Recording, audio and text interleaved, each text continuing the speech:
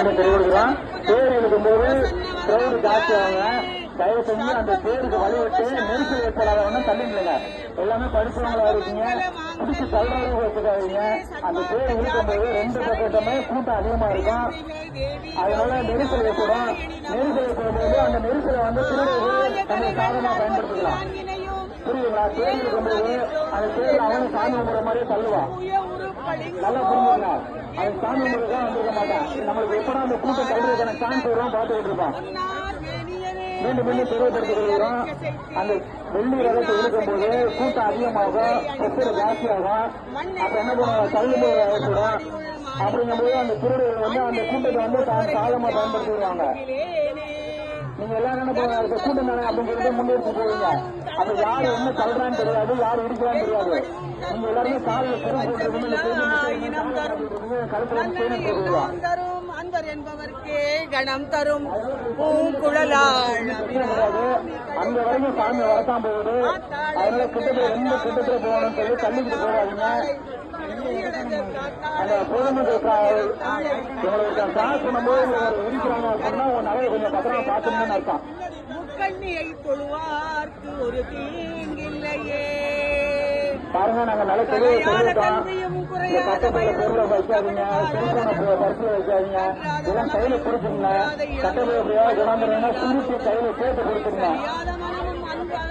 கட்டப்பையை கையில கொடுத்தீங்கன்னா கட்டப்பை காது மட்டும்தான். கீர்த்தியும் மாறாத வார்த்தையும் தடைகள் வாராத படையும் கொலையாத நிதியமும் பாருங்க, பேர் வெள்ளிரகம் புறப்பட போகுது. இல்லாத வாழ்வும் துயரில் பலதரப்பட்ட ஊர்ல இருந்து பலதரப்பட்ட மக்கள் வந்திருக்காங்க. அதனால தள்ளுமுறை ஏற்படாத மாதிரி நீங்க தான் கொஞ்சம் தள்ளுமுறை சாமி போடணும். பாருங்க, உங்களுக்கு பாதுகாப்புக்கு 4 சைடும் போலீஸ் நிக்கிறாங்க. அந்த போலீஸ் ரோட்டுக்குள்ள யாரும் போவாங்க. அந்த போலீஸ் ரோட்டுக்குள்ள யாரும் போவாங்க.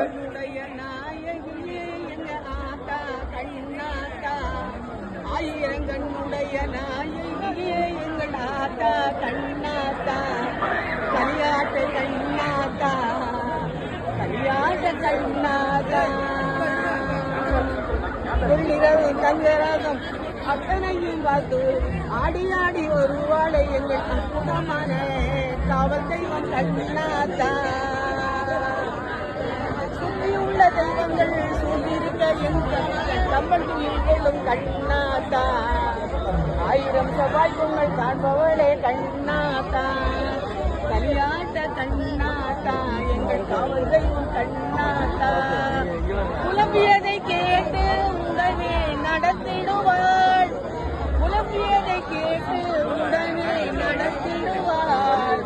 அற்புத தெய்வம் கண்ணாத்தா, அடுத்தவர்க்கு வேண்டினாலும் கேட்டிடுவாள், அடுத்தவர்க்கு வேண்டினாலும் கேட்டிடுவாள்.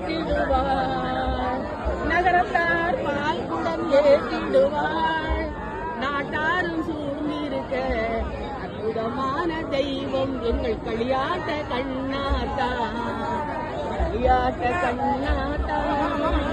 கைலாசி திருவிழாவும் ஆடி திருமஞ்சனமும் காண்பவர்களும் பொதுமக்களுக்கு தட்டுக்கூட பொதுமக்களுக்கு ஒரு தாழ்மையான வேண்டுகோள். பாருங்க, கொஞ்சம் கூட்டம் அதிகமா இருக்கு. அத்தனையும் நடத்திடுவார். கொஞ்சம் கிரௌண்ட் ஜாஸ்தியாகும், தள்ளுமொழி ஏற்படும். அந்த கூட்டத்தை திருடர்கள் தங்களுக்கு சாதகமா பயன்படுத்திக்கலாமா நாங்கள் மீண்டும் மீண்டும் தெரியப்படுத்திக் கொள்கிறோம். நிறைய ஆட்சியாளர்கள் நிறைய பேர் சேர்ந்து போட்டிருக்கீங்க, நிறைய பேர் போட்டிருக்கீங்க.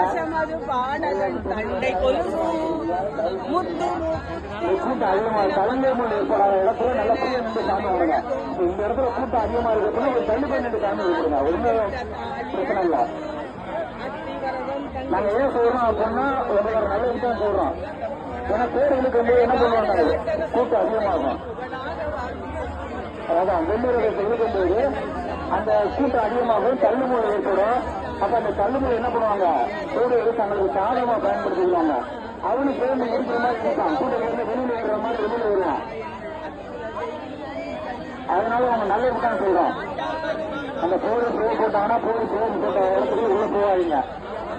தள்ளுங்கம்மா தள்ளுங்கம்மா.